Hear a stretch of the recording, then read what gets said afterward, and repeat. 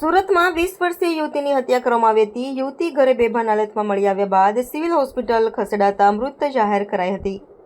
ગળા પર ઈજાના નિશાન હોવાથી પરિવારજનો દ્વારા લિવ ઇન માં રહેતા પ્રેમીએ જ ગળું દબાવીને હત્યા કરી હોવાની આશંકા વ્યક્ત કરી હતી. જોકે સિવિલ હોસ્પિટલમાં ફોરેન્સિક પોસ્ટમોર્ટમ કરવામાં આવ્યું હતું, જેમાં યુવતીનું ગળું દબાવીને હત્યા કરવામાં આવી હોવાનું સામે આવ્યું છે. જેના પગલે રાંદેર પોલીસે હત્યાનો ગુનો નોંધી તપાસ હાથ ધરી છે. જ્યારે આરોપી પ્રેમી ફરાર છે અને તેને પકડવા માટે પોલીસ ટીમો કામે લાગી છે. મળતી માહિતી પ્રમાણે મૂળ દાહોદ અને સુરતના પાલનપુર ચકાતનાકા વિસ્તારમાં 20 વર્ષીય અસ્મિતા રાહુલ મચ્છર પરિવાર સાથે રહેતી હતી.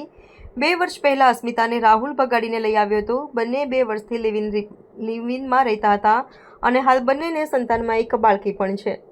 રાહુલ મજૂરી કામ કરીને પરિવારનું ગુજરાન ચલાવતો હતો. આજે સવારે અસ્મિતા જ્યારે ત્યાં હતા ત્યાં રૂમમાં બેડ પર બેભાન હાલતમાં મળી આવી હતી. તેનો પ્રેમી પણ હાજર ન હતો.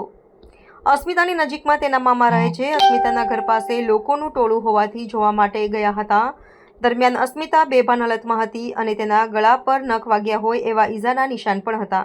ત્યારબાદ તેને તાત્કાલિક સિવિલ હોસ્પિટલ ખસેડવામાં આવી હતી, જ્યાં ફરજ પરના તબીબે અસ્મિતાને તપાસીને મૃત જાહેર કરી હતી.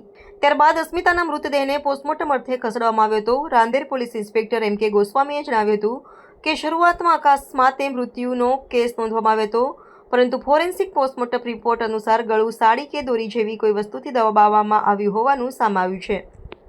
આના આધારે પોલીસે હવે હત્યાનો ગુનો નોંધ્યો છે. હત્યા પાછળનું સાચું કારણ હજુ સુધી સ્પષ્ટ થયું નથી.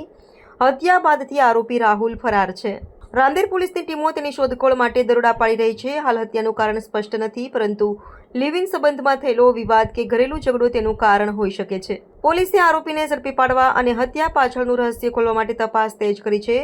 મૃતક અસ્મિતાના પિતા રાકેશ ચારેલે જણાવ્યું હતું કે 2 વર્ષ પહેલા રાહુલ અસ્મિતાને ભગાડી ગયો હતો અને સુરત લઈ આવ્યો હતો અને મોરા ગામ ખાતે રહીએ છીએ અને અસ્મિતા પાલનપુર જકાતનાકા ખાતે આવેલી શ્રીજીનગર સોસાયટીમાં રાહુલ સાથે રહેતી હતી.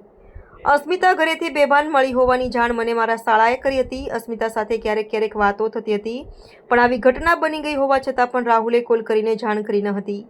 રાહુલ પણ ફરાર થઈ ગયો છે અને મારી દીકરીના ગળા પર નખના ઈજાના નિશાન પણ છે, જેથી રાહુલે જ ગળું દબાવીને અસ્મિતાની હત્યા કરી હોય એવી અમને શંકા છે, જેથી અમે પોલીસ પાસે ન્યાય અપાવવા માટે માંગ કરી છે. અસ્મિતાના મોતના પગલે રાંદેર પોલીસ સ્ટેશનના પીઆઈ અને એસીપી પણ સુરત સિવિલ હોસ્પિટલ દોડી આવ્યા હતા.